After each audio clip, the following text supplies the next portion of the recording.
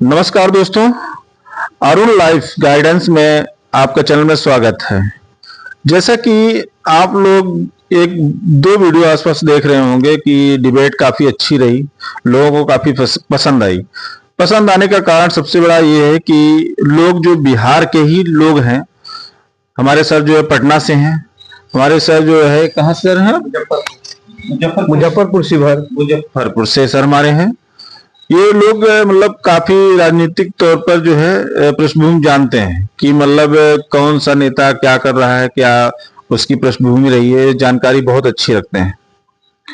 और जो आज की डेट में जो हमारे सामने सवाल है कि किस पार्टी का सबसे बड़ा पलड़ा भारी है। फिलहाल हम आपको छठ पर्व की शुभकामनाएं दे रहे हैं, आपका सुख समृद्धि रहे। फिलहाल हम चलते हैं अपने सवालों की तरफ। हम चलते हैं मुजफ्फरपुर जिला शिवहर से। शिवहर जिला, हाँ शिवहर जिला है। शिवहर के हम बारे में जानकारी सर से चाहते हैं कि वहाँ की पृष्ठभूमि किस तरह की है, बीजेपी की, और किस तरह का आरजेडी का है और जेडीयू का, और उसकी पहचान किस तरह से आती है सामने। ठीक है, चलते हैं सर की बात। नमस्कार, बहुत बहुत धन्यवाद आपका। दोस्तों देखिए, बिहार चुनाव अभी चल रही है। शिवहर हमारा छोटा सा जिला है। 1994 में जिला बना था। ये रघुनाथ झा जी जब थे राजद में, उस समय बनी हुई थी जिला ये। तो अभी जो बिहार का चुनाव है, अभी तो मेन है कि देखिए विकास। अब सारे लोग, पहले चुनाव होता था आपको 90 के आसपास, उसके 95 में हुआ, जाति पाति ये सब के आधार पर होता था। बिहार तो ऐसे भी जाति पाति भी बटा हुआ है, तो आप लोग भी जानते हैं। लेकिन अब धीरे धीरे लोग एक्टिव हुए हैं, लोग एजुकेटेड, शिक्षित हुए हैं लोग।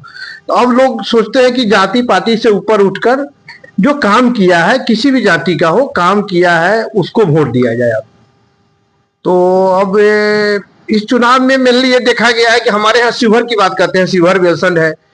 तो इसमें हम लोग तो ठीक है, एनडीए के समर्थक थे, एनडीए के लोग वोट करते थे, एनडीए का देखे कि ज्यादा अच्छा है लोग वहां पर। लेकिन इसमें क्या हुआ है कि पैराशूट कैंडिडेट दे दिया गया है। शिवहर में ही देखिए, अब दूसरे जगह से कैंडिडेट लाकर दे दिया गया है। तो लोगों को इसी मतलब भ्रम की स्थिति में है, लोग क्या करें नहीं करें। अब ज्यादा झुकाव देख रहे हैं शिवहर में भी है कि जन स्वराज एक नई है, प्रशांत किशोर जी की पार्टी है जन स्वराज, उससे कैंडिडेट है, उनके तरफ लोग देख रहे हैं झुकाव ज्यादा है। लोकल है, एक राजद से हैं नवनीत कुमार झा, रघुनाथ झा जी के पोते हैं, उनको दिया गया है। तो ये दोनों आदमी लोकल है। लेकिन देखिए अब आगे क्या होता है। लेकिन ज्यादा झुकाव देख रहे हैं लोकल की तरफ है। जैसे हम बेलसन में पढ़ते हैं, एक्चुअली में हम शिवहर जिला के ही बेलसन विधानसभा में पढ़ते हैं। उसमें भी क्या हुआ है कि हमारे यहाँ से पहले था कि जीता हुआ कैंडिडेट था, उनकी भी तो हार गए थे, वो राणा रणधीर सिंह जदयू से थे, दो बार 2 टर्म जीते हैं, उनकी वाइफ थी। उनकी बार क्या हुआ कि वो उनको टिकट नहीं देकर जदयू के तरफ से वो एक्चुअल में हो गया है कि रामविलास पासवान के पार्टी जो है चिराग पासवान जी के, उनका सीट बना है वो लोजपा का। तो उसमें बहुत ऐसे कैंडिडेट आए। वो उसमें बात हुई थी कि जो अभी राणा रणधीर सिंह जी जो थे, उनको कहा गया था कि टिकट आपको मिलेगा, लेकिन सिंबल पर लड़ना पड़ेगा आपको, चिराग पासवान के सिंबल से ही लड़ना पड़ेगा लोजपा के। क्या हुई, कंडीशन क्या हुआ, नहीं हुआ, उनको टिकट नहीं दिया गया। तो फिर अभी एक बाहर से फिर कैंडिडेट एक है अमित कुमार रानू, उनको दिया गया है टिकट। लेकिन वो वहां का लोगों का मोटिव तो था इंडिया को वोट करने के लिए, लेकिन लोग अब सोच रहे हैं कि नहीं, लोकल कैंडिडेट हमको चाहिए, लोकल कैंडिडेट को ही वोट करेंगे। तो एक जन स्वराज से है, तरियानी छपरा के ही है अर्पणा सिंह, नीतीश सिंह की वाइफ है, नीतीश सिंह महाराज के। वो तो लोग ज्यादा झुकाव जन स्वराज की तरफ ही, शिवहर बेलसन दोनों में ज्यादा झुकाव जन स्वराज की तरफ ही है। सब जाति के लोग वोट कर रहे हैं। अभी तो यही है वहां का कंडीशन।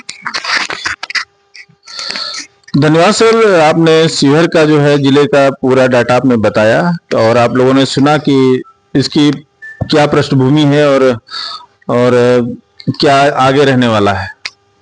फिलहाल हम सर के पास चलते हैं। कुछ अभी कांग्रेस ने अपनी घोषणा पत्र में शायद 3,000 रुपये देने का महिलाओं का वादा किया है और भी अन्य सुविधाएं देने का, उसका क्या असर पड़ेगा? क्योंकि राजनीति में बहुत चीजें हैं ना, वो बदलती रहती हैं और लोक लुभावने जो वादे हैं वो तो किए जाते हैं। ये आप किस तरह से देखते हैं और किस? धन्यवाद आशीष जी। जैसा कि आपने बताया कि कांग्रेस ने 3-3 हजार रुपया देने का घोषणा किया है, तो ये घोषणा सारी पार्टियों के तरफ से कुछ ना कुछ चुनावी लुभान इसको बोलते हैं कि जनता को किस तरह से लुभाया जाए, ये सभी पार्टियों का नीति है। लेकिन सीट जीतने के बाद काश इसी तरह से जनता के पास यदि नेता जाए तो जनता का, बिहार का, उस क्षेत्र का बहुत अच्छी तरह से विकास हो पाता।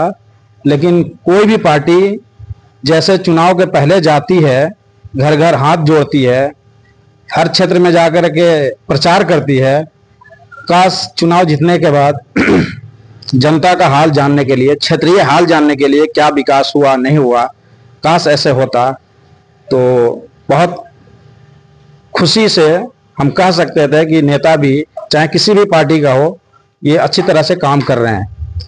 तो मैं यही कहूंगा कि कोई भी पार्टी का नेता हो, बस बिहार के लिए, बिहार के जनता के लिए, बिहार का हर क्षेत्र के लिए वो काम करे और काम करके जनता को शांति दे।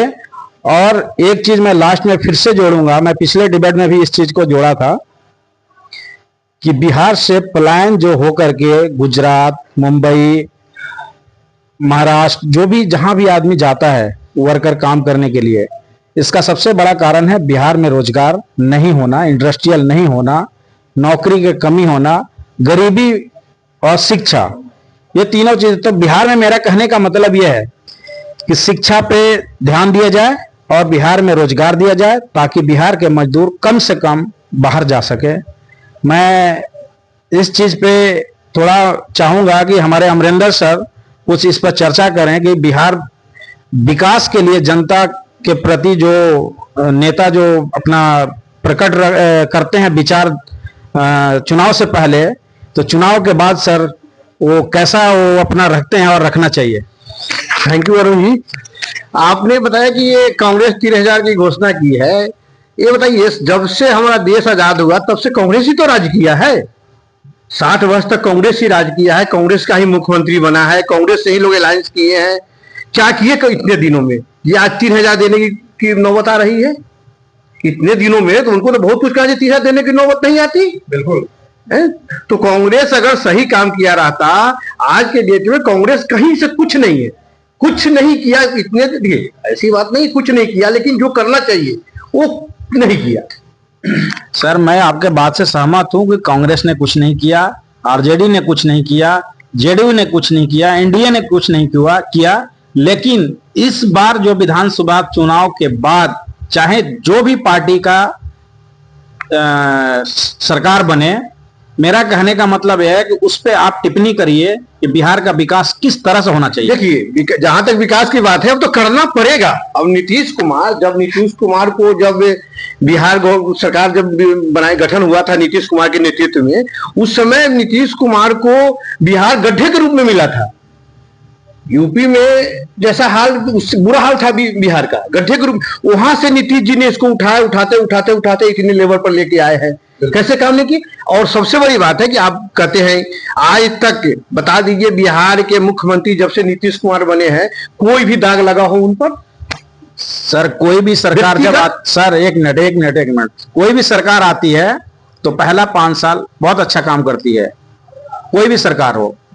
जब लालू को मिला था पहली बार सरकार, तो जनता बहुत सारी पिछड़े वर्ग जो थे उनको बोलने के लिए मतलब पावर नहीं था कि वो जा करके उच्च समाज में जा करके अपने बात को रख सके, लेकिन लालू ने उसको किया। लेकिन हाँ, लालू ने उस चीजों को थोड़ा सा और आगे जो बढ़ाना था वो नहीं किए, तभी तो नीतीश जी आए। लेकिन नीतीश जी भी डेवलप किए। लेकिन बिहार का जनता जो पलायन कर रही है, मैं इस चीज पर डिबेट करना चाहता हूं सर, प्लीज इस पर बताइए। ठीक है, सबसे बड़ी मुद्दा है, जैसे अभी जन स्वराज पार्टी का मेन मुद्दा वही है कि पलायन नहीं होना चाहिए, उच्च शिक्षा मिलनी चाहिए, है बड़ी सबसे बड़ी समस्या यही है, पलायन। पलायन रोकने की समस्या है बिहार में। लेकिन ये देखिए सबसे बड़ी बात है कि जब आप कहते हैं कि लालू यादव 5 साल बढ़िया किए, ठीक है, लालू यादव आए, उनको बोलने के लिए ही किए, बोलने की का पावर तो दे दिए, लेकिन उसके बाद पर कतरना शुरू कर दिए। सबसे ज्यादा डैमेज फिर उसी को किए। तभी तो सरकार उनकी गिरी सर। नहीं, तभी तो सरकार उनकी गिरने के बाद जब नीतीश जी आए, डेवलप जरूर कुछ ना कुछ किए और अच्छा किए, ऐसा नहीं है, अभी तक कर रहे हैं, लेकिन बिहार का जनता का पलायन कैसे रुकेगा, इस पर आप ठीक देखिए, पलायन रुकेगा। देखिए सबसे बड़ी बात है कि जब लालू जी आए उस समय अपने यहाँ चीनी मिल की संख्या बहुत थी, मोतिहारी था, मोतीपुर था, रीगा था और कई जगह था, उतना नाम तो ध्यान में है नहीं।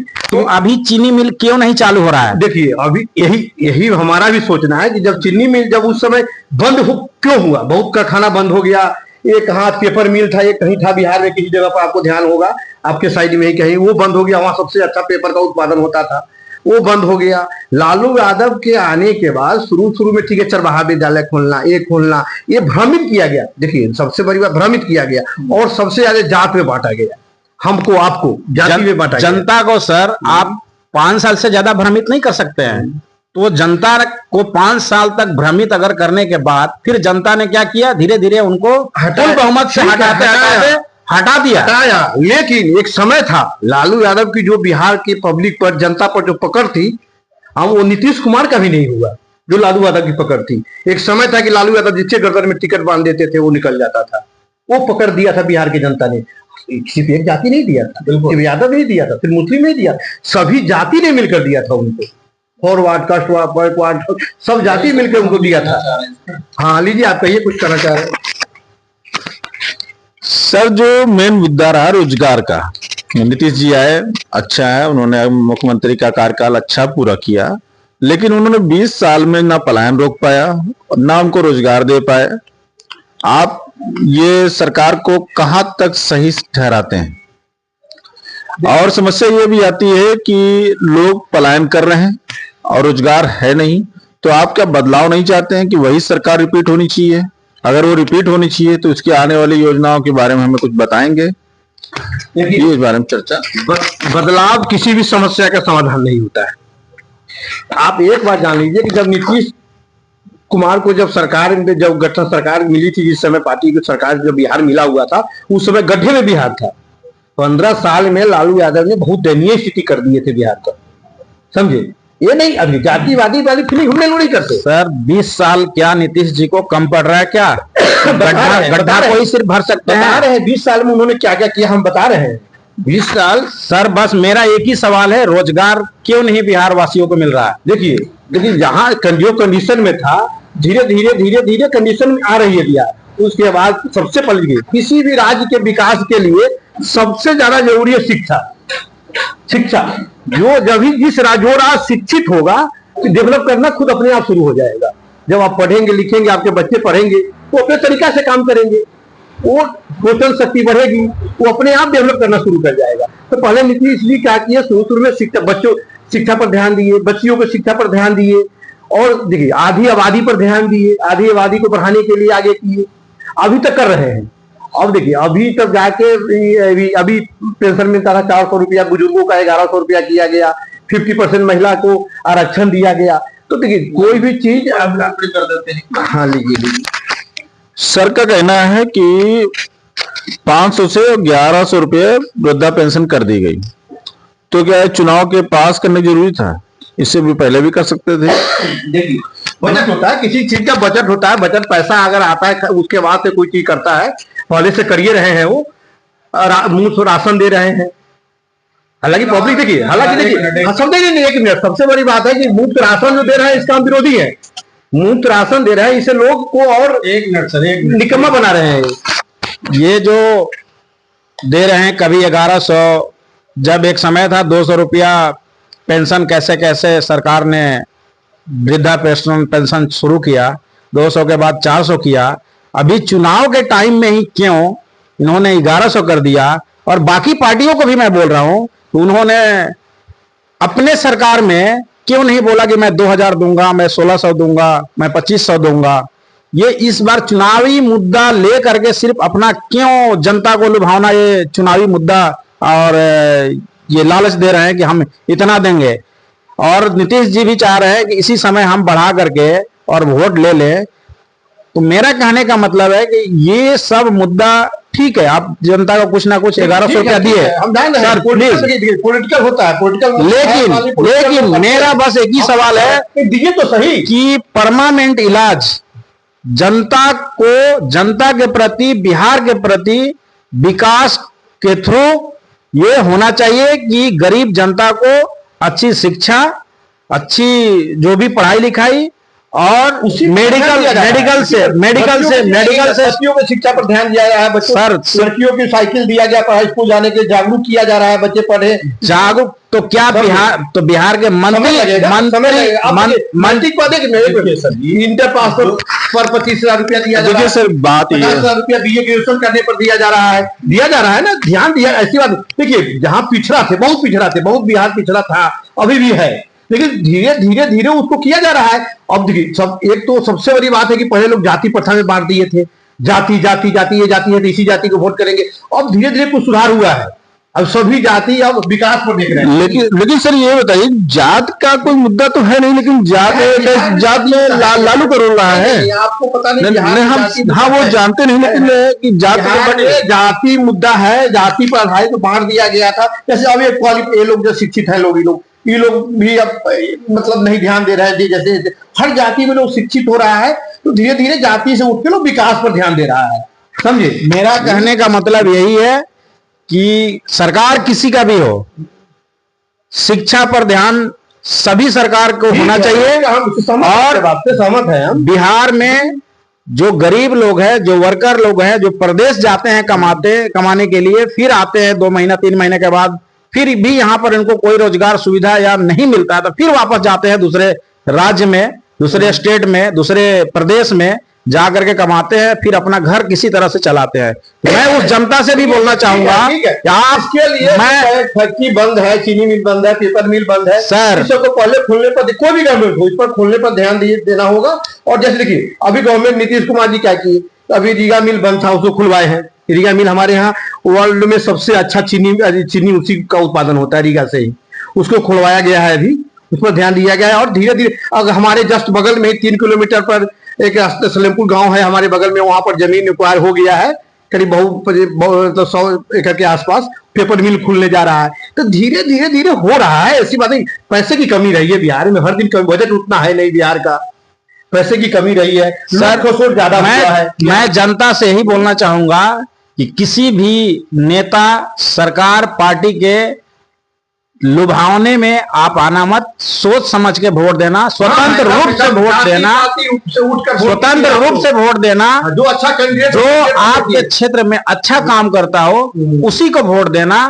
और जैसे कि कहा गया है ना कि केहू करी केतनो चतुराई, बाकी राम के लिखल केहू ना मिटाई, उसी तरह से मैं जनता के प्रति, जनता के तरफ से मैं बोलूंगा कि केहू करी कतनो चतुराई, लेकिन जनता के वोट से केहू के चतुराई ना जाई।